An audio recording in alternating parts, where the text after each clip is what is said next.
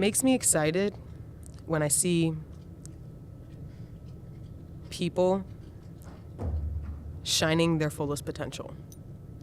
And so I think my goal in all of this is to continue to encourage young people to be radically honest and radically authentic in the spaces that they walk into, no matter what. Because I feel like that's how I've tried to be when I just honestly, authentically, real.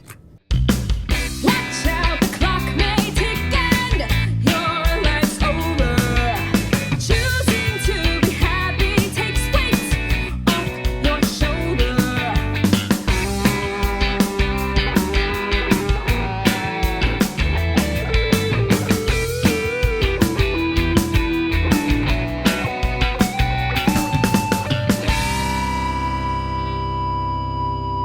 Welcome back to the After School Podcast, where we read our lyrics, speak our thoughts, and tell our truth. My name is Chris. My name is Dory. And today we're interviewing Gryffin Elise Mondonca de Oliveira, also known as Gryff Tate, is a dancer and choreographer based in Elizabeth, New Jersey, with a background in theater. A graduate of Montclair State University, Gryff's work explores storytelling through dance with a focus on social change and human connection. Hi. You think that was an accurate description? Yeah, that was really good. Thank you. How are you today? I'm great. So you've been in EYTE for how long? Oh, I've been in EYTE since I was 17 years old. Oh. So I think since like 2018. Yeah. So how was it being a student in EYTE?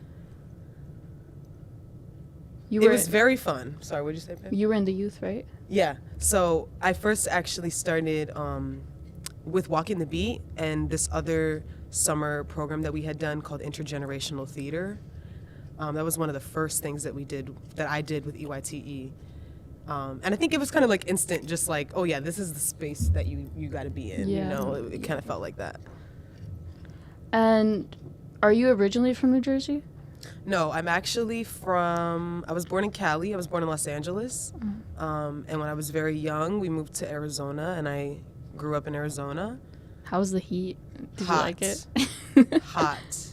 Like, you get in the car, you touch the seatbelts, type of hot. Oh my gosh. And we would have these huge monsoons, these walls of dust that would just like whoosh through, because it's a desert. Yeah. But some of the most beautiful sunsets, you can see where I lived and where I grew up in the country, okay? Mm-hmm. Like, we had horses, we had pigs, we had all of it, okay?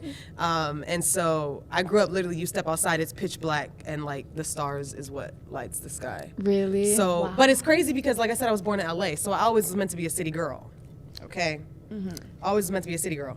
And yeah, we moved to Jersey like 2016. How old were you? I was 16, I think, yeah, when we moved to Jersey. How was that big change? Like, I can see Elizabeth being way different from LA. And Arizona, yeah, very. And it sucked, actually. I was like y'all's age when I moved here. I was literally a sophomore in high school, and I hated it. I did not like my parents for it. I was like, oh, I'm leaving all my friends, my family, didn't know anybody, and I'm a Taurus, I don't like change, and I don't like things that make me feel uncomfortable. But actually, coming here was one of the biggest blessings that I had in my life. Right? So how was your time in Jefferson? Oh my God. I loved, if there's anything I will rep harder, is Jefferson High. And I only went here for 2 years, but if there's anything I will rep about Elizabeth is this school. I know Mr. Ojeda is not principal anymore. I wasn't here. I was only here for when he was. But like Mr. Ojeda, like Toll, Hicks, I had Miss Mar when she was here. Like, it was amazing to be in a space where education was like actually a real priority, because the state that I came from, Arizona's like a D state for school. So when I was coming over here, I was catching up, trying to learn, right? And I thought I was learning in Arizona. But yeah, like I think the expectation and how we challenge education here is way different. So I think I'm grateful to my parents now because I had so much access coming to like this school, coming to specifically Elizabeth. Like, it's funny when I tell people this, but my dad literally researched this school for us to come to this school. Like, the whole reason we came over here was because he wanted us to go to this school, because we were in a city, in an urban city, in a place that we could afford, in a public school that was actually really cared about as kids. So yeah. And you said that coming here was a blessing. How do you kind of go with that? Like, how was it a blessing for you? Yeah, I think now New Jersey's a really interesting place to be. Like, there's a lot to offer here, culturally, and just with people and community, and like I was saying before, education, along with being next to New York. But just like, the culture is so rich in New Jersey. And that's something that I think why I say like is a blessing. Like, it's a blessing to be able to be in this state, and I can exist now as I do. I don't know that I think it would have probably taken me longer if I was still over in Arizona and just in that little community that I had of people.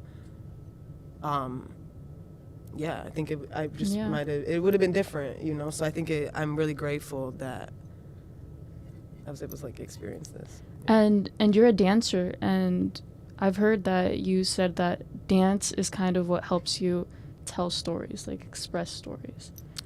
How do you think that all of these moves, all of these like change of environments, the people that you met like throughout your teenage years and your childhood, do you think that affected how you express yourself with your dance?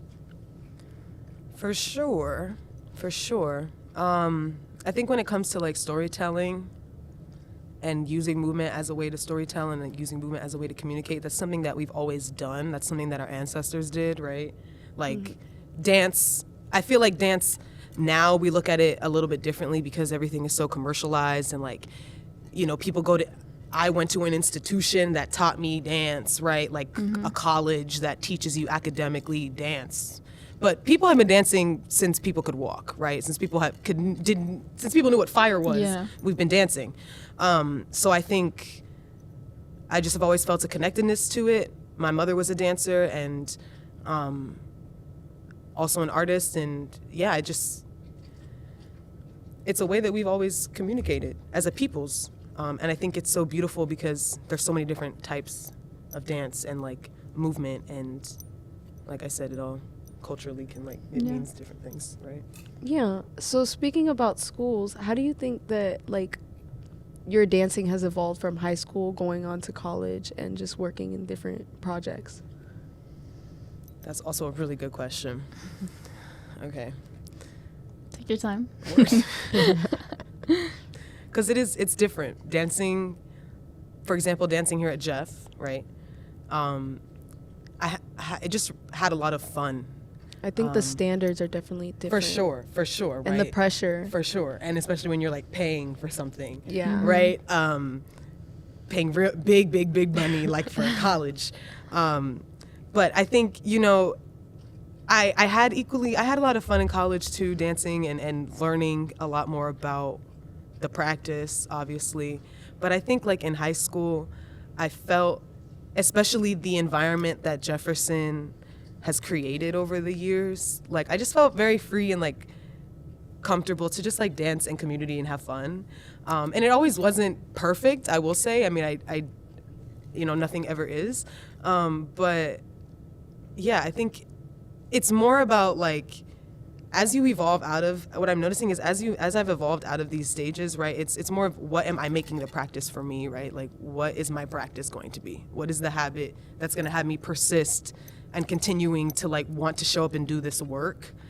Because there can be times where it's not fun.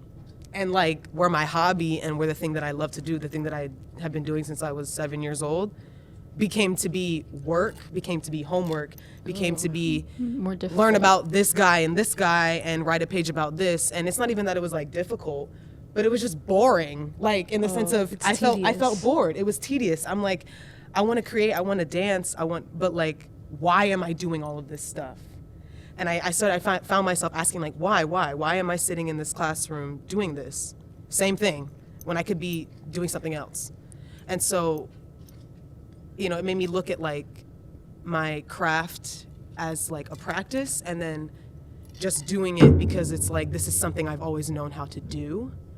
I've had to come and like have conversations with myself. It's like, okay, do you love this? Or is this just something that you've just been doing, and so you're like, oh, I'm just gonna keep doing it?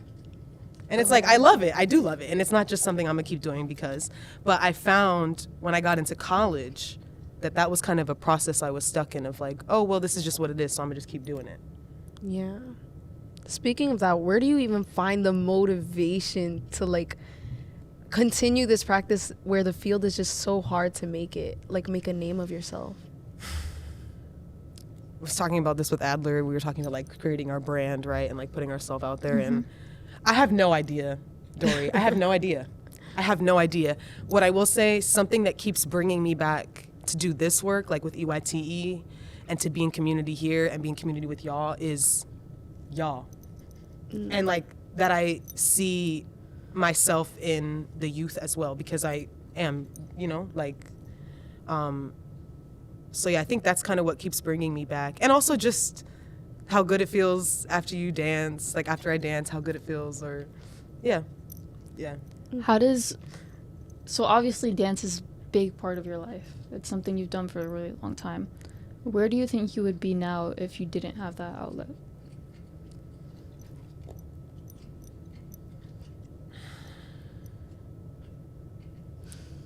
You don't know? That's a really hard question. That's a really hard question. Like, I mean, I've always, along with dance and theater, I mean, I may have maybe taken a more of a theatrical route, but I still feel like that's kind of in the same, in the same what you were asking.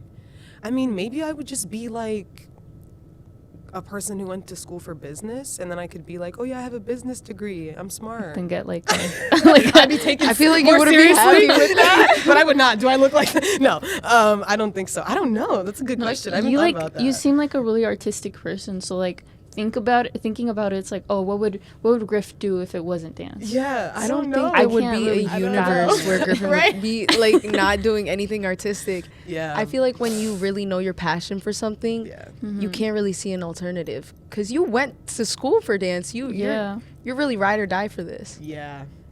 Yeah. I guess I just haven't really seen myself doing anything else.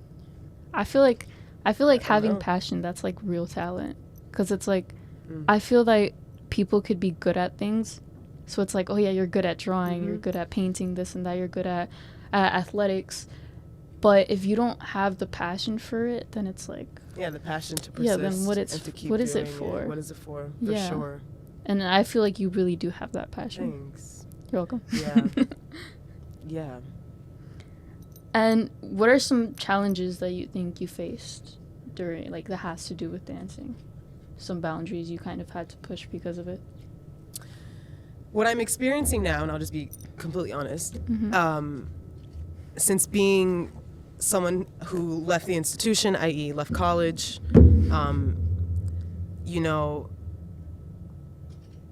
it's big of like, okay, go get a job, right? And most people that I know that have left and got their degree are like teaching in studios, and like, you know, there's the very few who like have made it into professional companies and who like book their first tour. Like one of my friends, Mia, who graduated, fantastic dancer. She immediately booked a tour. Like this girl was overseas, you know, like the ideal dream, right? Yeah.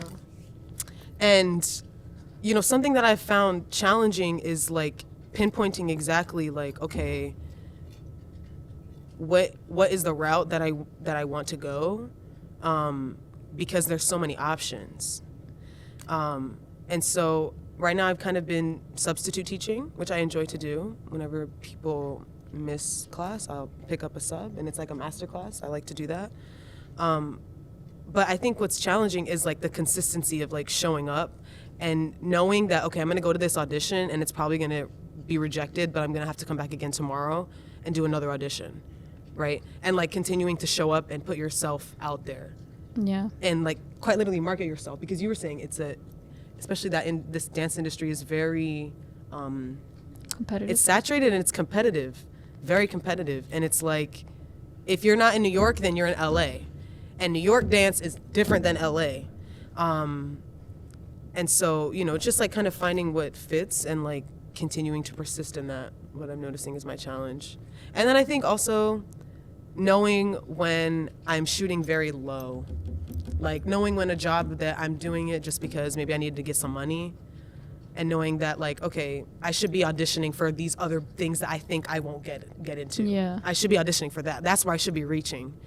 But it's like I find myself sometimes playing safe because like rejection is hard. Yeah. But like I'm in an industry that's going to reject you. Yeah. So How do you keep motivation for that? Because it's like, I feel like a person could know, yes, I'm a good dancer, but obviously it's an industry where you might get rejected a lot. How do you go to one audition, get rejected, and then go to another one and have that same motivation as the first one? something that a professor of mine would say a lot in college, his name is Christian. He said, treat every audition like a class. And so honestly, I have an audition tomorrow, actually. Exciting.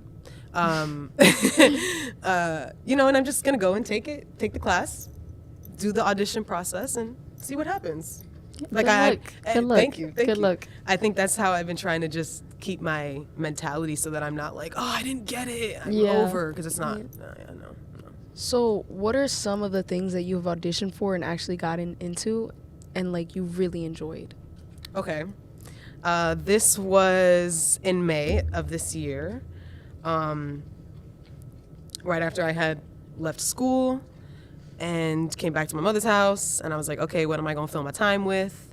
And actually, simultaneously, I was set to work. The dance company Alvin Ailey does a summer program in Newark and across different cities in the tri-state area, and I was a group leader there for the last couple of summers, and that was really fun. So I was set to do that work this summer, and I ended up calling up the boss man, and I was like, hey, I think I'm gonna take this summer off because I have some other things I need to focus on, and that was auditioning. And so, I kind of just quit that job, if you will, put that on pause, and there was an audition that I found on Dance NYC, and I was like, okay, random, I don't know. I just submitted my work to it, like the last day, possible second too. Don't recommend. Submit your work on time. Submit your work on time as quickly as you can. But nonetheless, I submitted, and the choreographer got back to me immediately and was like, oh yeah, please come. Oh, great. Excited, right? Yeah. So the audition was like 2 days later. I pull up to the audition, it's in New York, and there was like, I want to say maybe 36 of us in the room. And we went, I think it was like 2.5 hours, almost 3 hours. The choreographer didn't make any cuts, so we all just kind of did the entire audition together. Audition was chill, it was fun. I had a good time. And I get another email saying, okay, you got a call back. Can you come back in a couple of days? Okay, cool. Exciting, right? Mm-hmm. So I go. Something's gonna happen, isn't it? Right? Like, and mind Something's you, gonna happen. no, something's gonna happen. So, mind you, we went from like 36 in the room to now only 4 of us in a room because he was only looking to cast 2 people. So I'm like, okay, so I'm, cross my fingers, I got the callback. Go to the callback, it's me, 3 other dancers, and we end up having some conversation. Like the choreographer wanted to talk to us one-on-one. We did some building, whatever. That was fun. And the choreographer's name is Brendan Drake. Brendan Drake sits down with me, and the first thing out of Brendan's mouth was, okay, so I just want to let you know that I've already sent your resume to a woman named Kayla Hamilton. I said, oh, well, thank you so much. I don't know who Kayla Hamilton is. I know who Kayla Hamilton is now. Shout out to you, Kayla Hamilton. Shout out. But at the time, I wasn't sure. But, he lets me know, okay, I sent your stuff, and then we continue to talk about the project that we're there for. Yeah. And so I'm thinking, okay, everything's cool. I think I'm gonna land this gig. 2 weeks go by. I didn't hear a single thing. I didn't hear a yes. I didn't hear a no. I didn't get a call. I didn't get nothing. I'm so impatient. And so I'm like, dang, I didn't get it. Yeah. And then I'm driving back from South Jersey. I was at a flea market with my friend, and I get a call. And the person on the phone goes, hey, can I speak to Gryff? This is Gryff. Hey, this is Kayla Hamilton. Kayla Hamilton? I'm sorry? Oh, Brendan, da-da-da-da, gave me your da-da-da. Oh, Kayla Hamilton. Hello. Always do your research on people. Always do your research on people. Look them up. Know your peoples. 5-minute conversation. Kayla says, can you come in person tomorrow for rehearsal? Oh, okay, cool. And then 2 hours later, I got an email from Brendan saying, hey, sorry, but I don't think that I'm gonna pick you this time, but it's okay. I'll see you in rehearsal tomorrow. Oh, So what ended up happening was I auditioned for Brendan for something Brendan was doing. Brendan was in a work with Kayla Hamilton. They had someone who dropped out of Kayla's show. Brendan immediately submitted my work to Kayla because Brendan was like, hey, this person's great. Maybe not for me, but they could be great for this work. And then I booked a gig. Literally, gosh. literally right after that. And then I was in rehearsal, and remember how I said I quit my job with Alvin Ailey for Yeah. the summer? What was interesting is I had to do that in order for me to get this, because if I had done that, I would not have been able to do this thing. Because it was happening literally at the same time. So it's just Yeah. wild the way that like the universe works, you know, just follow your impulses and, Yeah. you know, it's okay to like leave. It's okay to say, hey, I can't come back, and it's okay to take a break, and it's okay to change your mind and do something else. Like that's kind of what I learned from this. You took a risk. yeah. Yeah. Because you were leaving like a job. A literal Yeah. leap to of faith. audition. Yeah. Yeah. So that rehearsal process, I think, was 2.5 months, and then the show was right after that in August. You were posting about this? A little bit. Because I feel like I've seen your story, like you were in like a studio and I was like, okay, Gryffin getting jobs and everything. I was like, I see you. You're cute. Oh, that's cute. Thank you. Yes, getting jobs. Yeah. So it was quick. It was fun. It was my first, like professional, if you will, gig, like in New York. I was on a team with 12 other people, and Kayla Hamilton has a company called Circle O that they work with, and essentially what we put together was a work that was highlighting disability access in performance, and specifically how Black, brown, disabled, queer people show up in space, how we show up in performance and in entertainment and in dance, and specifically how our interconnectedness works. And so, yeah, the show was really amazing. It was unlike anything I'd been in before. I was dancing on stage with people who, when you look at them, society would deem them as not a dancer because of maybe their physical disability or the way that they look, or if they are over a certain weight. So that was really amazing and also of a certain age, right? We think dancers are always these young people, right? I was dancing with people who had master's degrees, and were mothers. So it was a very, very beautiful experience.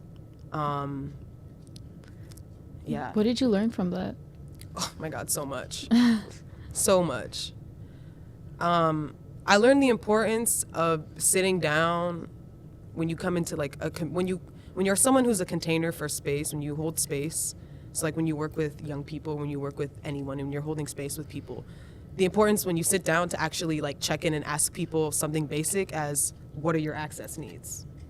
What I was doing with y'all over the summer, I learned that from Kayla.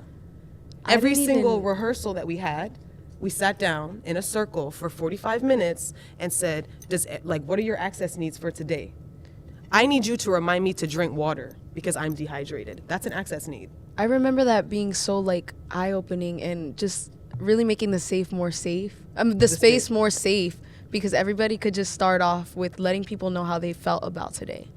And it was just better. And it because could you would change. Every day changed. Every day was different. It was kind of sort of like an explanation as to, okay, you're not feeling it today, so now I understand why you're not so high energy. I'll just give you your space. Mm-hmm. So it was definitely useful.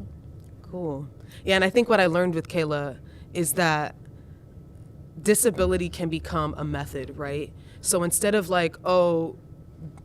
these individuals are disabled in this way, or they have these things that are keeping them held back, or that are disabling them in some way, whether that's physical or mental, right? And disability being the access is that instead of saying, oh, well, you know, if you can only be at 50%, that's okay. I'll accept your 50%. It's whatever your percentage is, whatever your 100% is of that day, that is okay and that is welcomed and that is accepted into the space, right? Like there's not this Kayla cultivated an environment that was like, show up as you are and we're gonna work with that and use that to create our art. You know, it wasn't about, oh, you know, get it together, like get your energy up. And I know you're feeling sad, but like, I'm gonna let you slack off. No, it was, I know you going through stuff. Okay, so let's use it. I know you need your glasses. Let's use them. I know that we had a person on our team who was deaf, and we had 3 ASL interpreters in that room every single rehearsal. I know my ASL. My sign name, Shanika, she gave me my sign name, is Gryff. That's my sign name, Gryff. That's my sign name. You can only get a sign name if a deaf person gives you a sign name. And I got my sign name from her. Got honored. Honored. Honored. So what I learned was when I'm sitting in this circle and listening to Shanika's access needs, or getting interpreted Shanika's access needs, getting this person's access needs, and again, it's a range of, it's different. People need water, people need ASL interpreters, and people also need water, or whatever, or a break, or snack breaks. You know, like we had all this kind of conversation before we even started rehearsing. So the way that we were able to create a space was so much more open. And I think what I really wanted to do, and I'll stop yapping with this past summer, was kind of create that. Like I wanted to create a space where you guys were able to tell me what you needed and we could just work with it and create some stuff. You know, like it never was my vision to do anything. I just wanted y'all to share your story. And you did. And I was just there to be like, that's working. That's cool. Oh, let's do more of that. Oh, hey, we can make this better, or we can, you know, we can work on this a little bit, whatever. But like, I would not have been able to do that if I didn't sit down and say, okay, Dory, what do you need today? Like to just help you get through this rehearsal.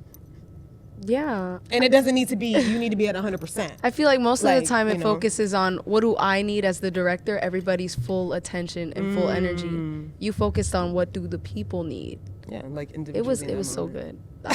I can't. It was so amazing. I love That's such working an with interesting way to think about it, though. Like working with just like what everyone has to give. I never thought of it like right? that. Yeah. And I didn't either, because I think I also, and I think you guys can feel me on this too, like especially like in high school, right? It's like you gotta grind, like you gotta just do it, and like, they're gonna keep telling you that. We're gonna keep trying to tell us that. You know, we live under capitalism. They're gonna keep telling us that we gotta grind. We're not working hard enough. We gotta keep grinding, and it's like sometimes people were showing up to rehearsal like, I'm tired, I'm exhausted, I don't want to be here, I can't. But it's like, how are we gonna maximize and alchemize these next 5 hours? And by the end of it, we're like, wow, we did some great work today. Even if it was just sitting down and having conversation that day. Not every day was a work day. You know, we weren't creating work every day. A lot of the stuff that we did was based on improvisation. Really, like what we were doing with you guys.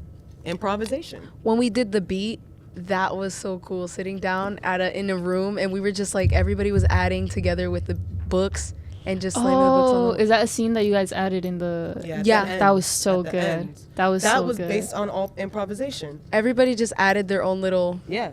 We To just it. like It was so workshopped good. it, That right? was- and that was we were a like, really oh, good that scene. sounds cool. Let's keep doing that. Like, And it didn't feel so like instructional. Everybody just Yeah. added whatever they had to offer to the beat, and it was so good. yes, It because came out there was so no much better. instructions. I had no idea. I was like, guys, I need your help. Like, I don't know. Yeah. We all sat down Yeah. in the black box. Gryffin was just like, Guys, make some sounds. Makes some sound. and certain people sounded definitely great, took the though. lead. So like Ethan and Shiloh. Yeah. Luke, I And remember Lucas. Lucas took the Yes. lead. I'm not very good with beats, but I remember the process But being y'all were very in fun. there. Yeah, you were Yeah, in there. everyone and then that's the was thing, included. It wasn't stressful. Yeah. Like, oh, we got to do this. It doesn't need to be Oh, stressful. you missed your cue like that. I'm guessing it wasn't like that. Please. No, Yeah, there was no cues in that. No Oh, cues. No cues. Yeah, in it that. sounded organized. When I heard it, it was like, damn, like that sounds so good. Like I wondered how long it took them to. We Like, did that in one rehearsal. that Was is it like, so crazy. I feel like it was like 2 hours. It was or like 3. like, It was not It a was full not- rehearsal. It was like Yeah. half of the day. yeah. Yeah. That's crazy. That's really good. It was definitely good. So yeah, shout out to Kayla Hamilton, because I brought a lot that I learned from that gig, from her, from being in that community to y'all. And yeah. Yeah, being that you're like constantly involved in these kind of productions and shows that speak on certain things like gun violence or disabled people, people of color, like what is your motive? Give me 1 second. What is your goal and message that you want to give to people? Like your ultimate goal?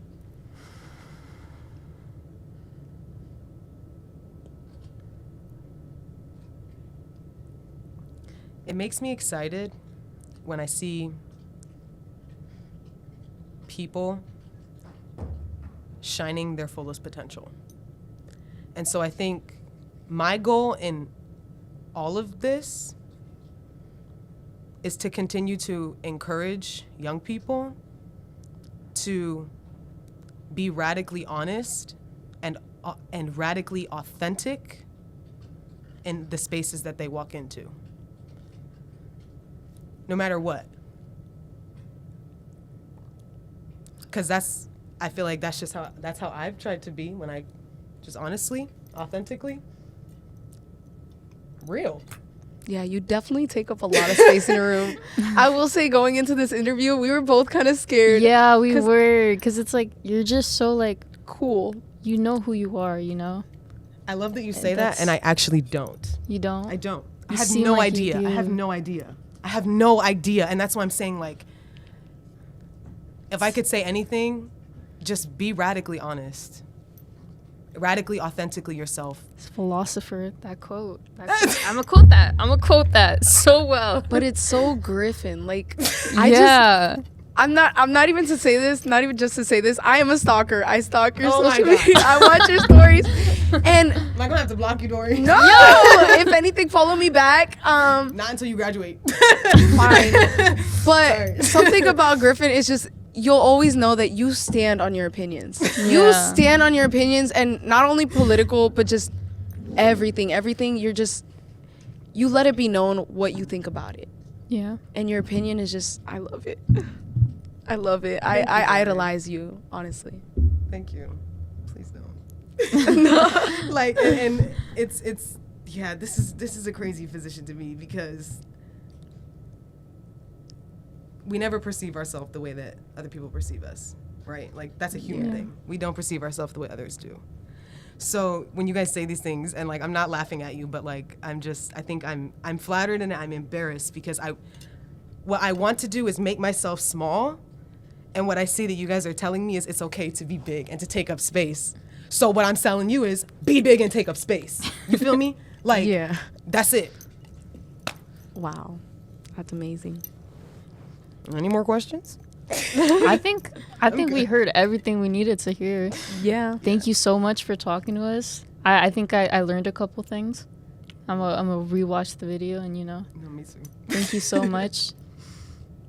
I learned so much today. The pre-interview conversation was fun. Oh my God. I feel like every time we walk into a room with Gryffin, every time I have a one-on-one conversation or a group conversation with Gryffin, it's all like, it's amazing. You know, I was just listening. I was just taking it all in. You know? Y'all are my heart. Yeah. Like, thank you so much. I think one thing that I love about this community and I love about EYTE is that, and honestly, I love about Elizabeth too, because I feel like this is just Elizabeth, like, culturally.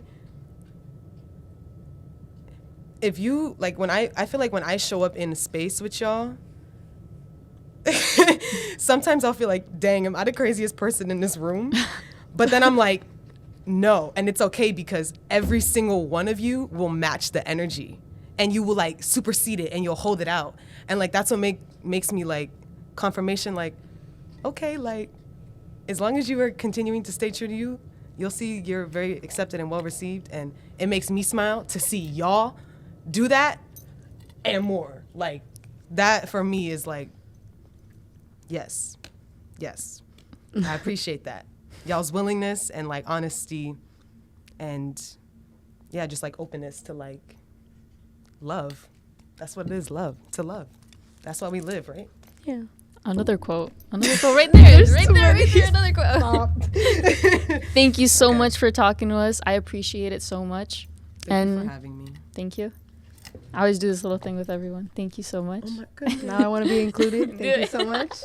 This is my first interview, but Oh, me too. Oh, Sweet, clap for Dory and Gryff. Thank you so much for being here. Dory, you did an amazing job, and we hope to see you guys next time. Peace.